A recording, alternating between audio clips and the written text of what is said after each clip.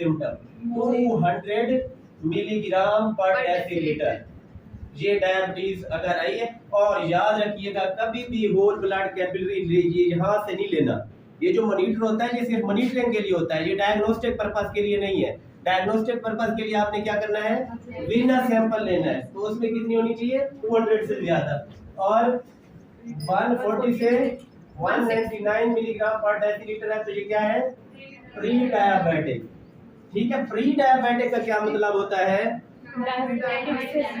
It is at the risk of diabetes, कि उसको बाद में डायबिटीज हो सकती है, और इम्पेयर्ड उसको ग्लूकोज टॉलरेंस कहते हैं, इम्पेयर्ड होता है वो। उसके बाद नॉन डायबिटिक क्या होगा, लेस देन 140 मिलीग्राम पर डेसीलीटर, यानी 139 तक, ये डायबिटीज की रेंज होगी अगर आरबीएस चेक कर रहे हैं। दूसरा टेस्ट हम कौन सा करते हैं, fasting sugar level. What do you mean by fasting, Fasting after meal. Fasting at Sorry, least before meal. 8 hour, Yes, sir. 8 घंटे कुछ ना खाया हो तो इसको क्या बोलते हैं, Fasting. फास्टिंग। तो fasting most of the time हम अर्ली मॉर्निंग कर रहे होते हैं, Yes, sir. हम अज्यूम करते हैं कि 8 आवर हो गए होंगे, तो फास्टिंग शुगर लेवल जो है वो कितने होने चाहिए, 160 to 100. More than 126 milligram, equal और मोर देन 126। अगर फास्टिंग आ गया शुगर तो उसको लेबल कर दे, ठीक है, कि ये पेशेंट क्या है, डायबिटिक है। और फिर 100 से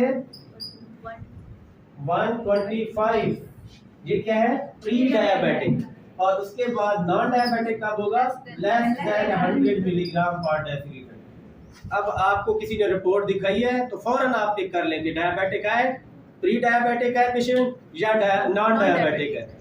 आखिरी टेस्ट जो बहुत ज्यादा इंपॉर्टेंट है और फेमस भी है बहुत ज्यादा, उसका नाम होता है HbA1c, ग्लाइकेटेड हीमोग्लोबिन। नॉर्मली हमारी जो हीमोग्लोबिन होती है उसके साथ ग्लूकोज अटैच नहीं होता, जब बाहर आती है हीमोग्लोबिन ब्लड बन के, जब एरिथ्रोपोएसिस होती है हीमोग्लोबिन आएगी ब्लड के अंदर तो उसके साथ ग्लूकोज अटैच नहीं होगा। जो डायबिटिक पेशेंट है उसके साथ ग्लूकोज अटैच हो जाता है, इसको बोलते हैं ग्लाइकेटेड हीमोग्लोबिन A1c, HbA1c।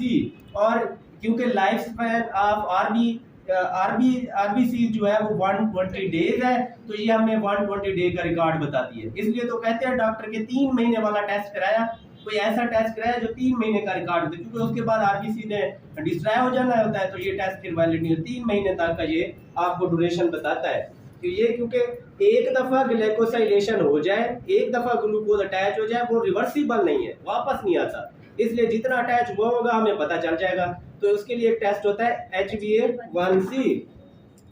तो ये तीसरा टेस्ट बहुत ज्यादा इंपॉर्टेंट है। अच्छा, अकेला भी ये नहीं डायग्नोसिस करता है, इसलिए इसको बार बार रिपीट भी करना पड़ता है।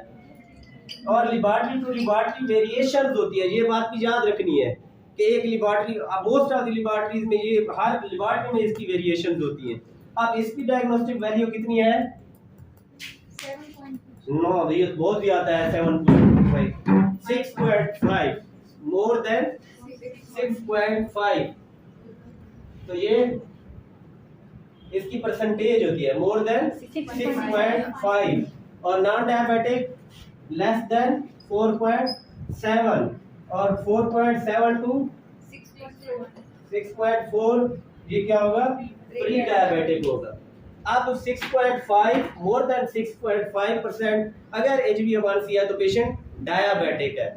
अब हम देखते हैं कि जो प्री डायबिटिक है या इम्पेयर्ड है, इसका क्या करना है, इसको क्या, इसके लिए टेस्ट कौन सा होता है, उसको बोलते हैं ओरल ग्लूकोज टॉलरेंस, OGTT। इनके लिए आप क्या करेंगे, OGTT क्या होता है, Oral glucose tolerance. हाँ वो तो है। कैसे करते हैं, ओरल ग्लूकोज देते हैं कितना, 75 ग्राम, उसको सोल्यूशन बना के उसको पिला दें। एक तो शुरू में आप 0 पे चेक कर लें, 1 आवर के बाद चेक कर लें, 2 आवर के बाद चेक कर लें। 2 आवर के बाद नॉर्मली क्या हो जाना चाहिए, ग्लूकोज का लेवल कम हो जाना चाहिए, इंसुलिन रिलीज हो जाती है। लेकिन डायबिटिक में क्या होगा, ग्लूकोज का लेवल कम नहीं होगा। तो इसका कितना लेवल होना चाहिए तो डायबिटिक हम लेबल करें, क्योंकि ये हमारे इनको टेस्ट करना है ना, इनको टेस्ट करने की जरूरत नहीं है, ये तो ना डायबिटिक है, ये डायबिटिक है, इनको टेस्ट करने की भी जरूरत नहीं है।